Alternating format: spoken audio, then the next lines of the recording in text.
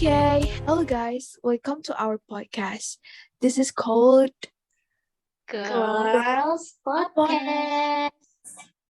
and I will introduce myself. Hey, if you do know me, I'm Arda, and I got my friends here to accompany me in today's podcast. Here is Oh, hello guys, I'm Nora. Hi, I'm Nika.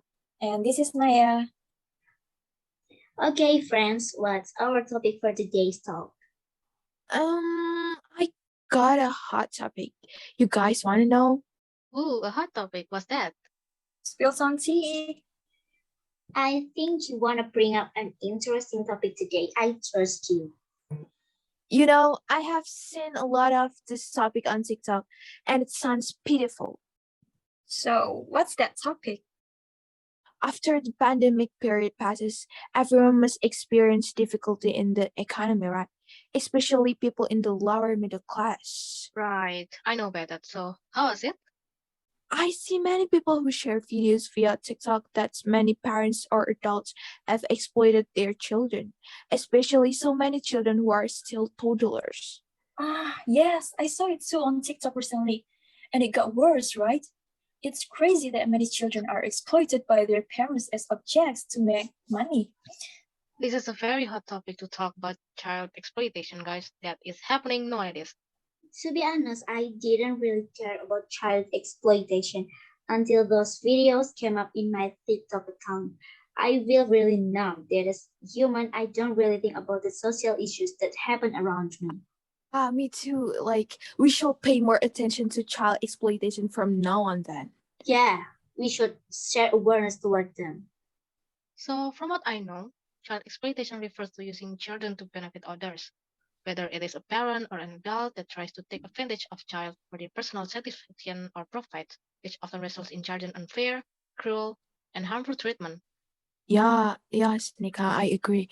But I think there are many types of exploitation of children, and it's not just an economic problem. But in my opinion, there is also like a lot about sexual exploitation where the children are treated as sexual object or they have experienced sexual abuse and exploitation of babies. Like in my opinion, the exploitation of baby is the saddest. As in the video I saw earlier, babies like around 9 until 24 months are used as object to beg on the streets. The perpetrator did not think about the condition of the babies who were exposed to heat and pollution, even let the babies exposed to the rain.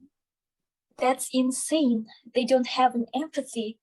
What kind of behavior is that?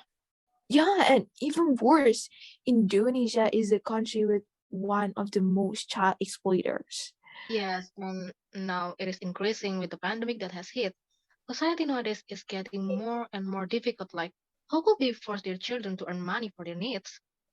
Yeah, especially now in this globalization era. Access to the internet wasn't that hard. It's perfectly capable if online exploitation happens today. Online sexual exploitation? How can they do that? Don't you know it? I don't really familiar with that, sorry. And what motive do they use to the victim? So, when we talk about sexual exploitations, it covers many things, Arita.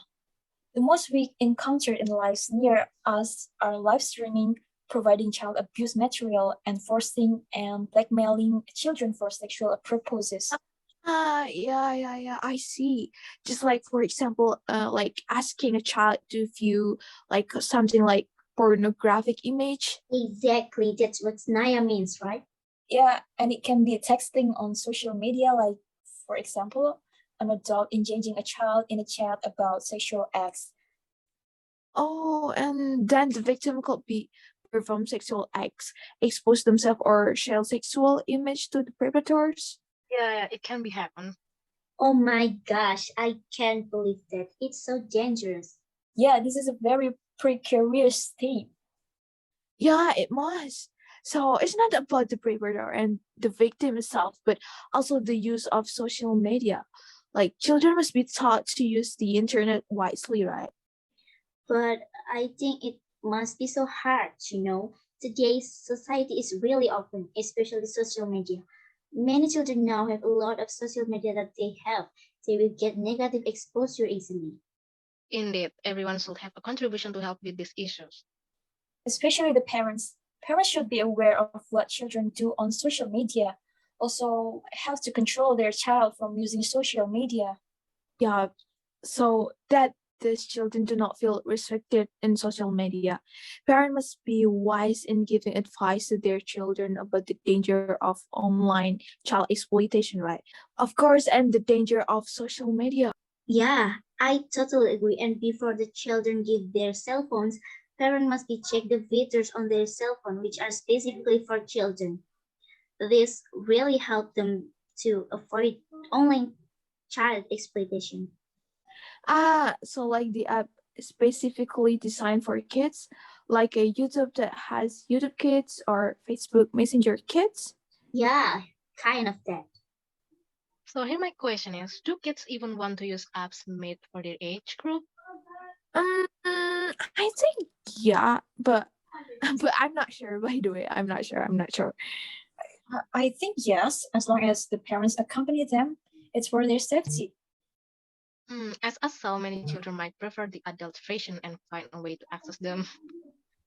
Yeah, it can be happen, but the app now uses the age limit feature, right? Parents should be careful with this. For example, in TikTok application, there's an age limit for 13 years old, and mm, the children under the age cannot access the application. That makes sense, by the way. I have seen on a CN News report that currently the number of children exploitation are increasing. The data shows that sexual exploitation of children is the highest, followed by economic exploitation. That's a big problem.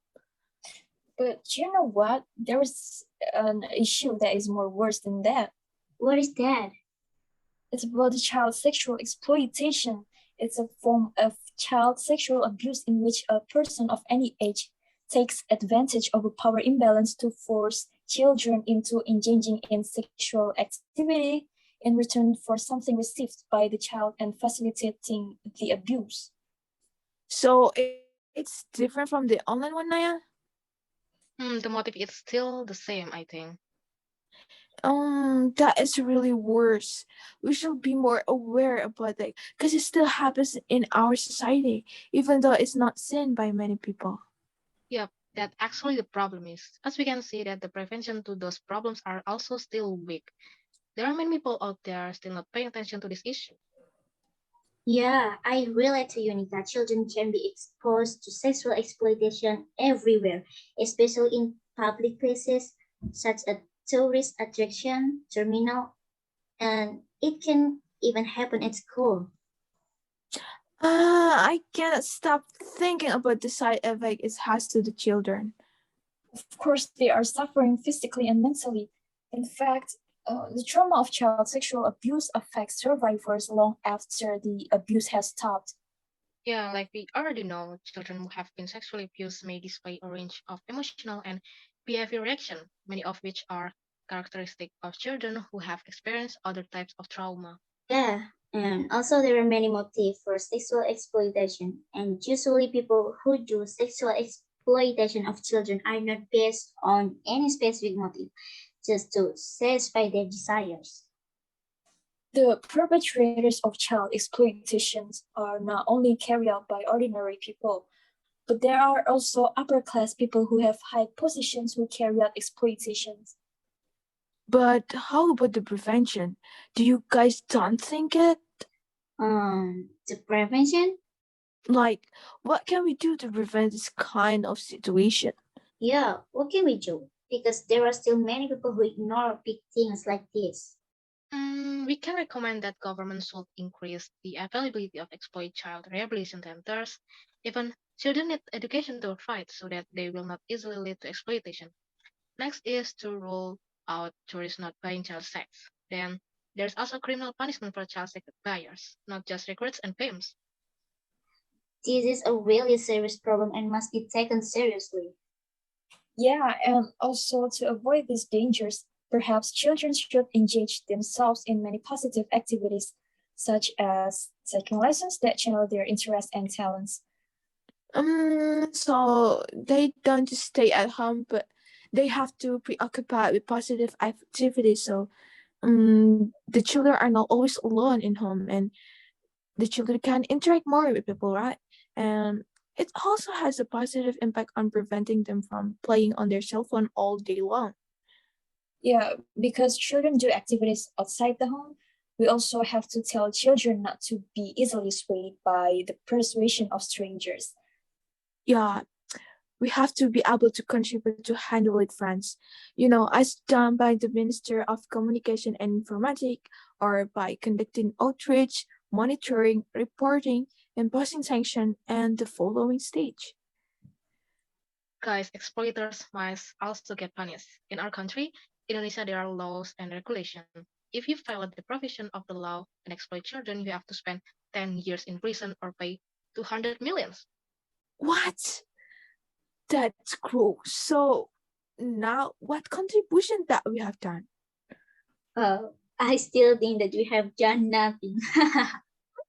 Say who? We have contributed a little by studying theory about it in critical theory class. Yeah, you're right, Nika.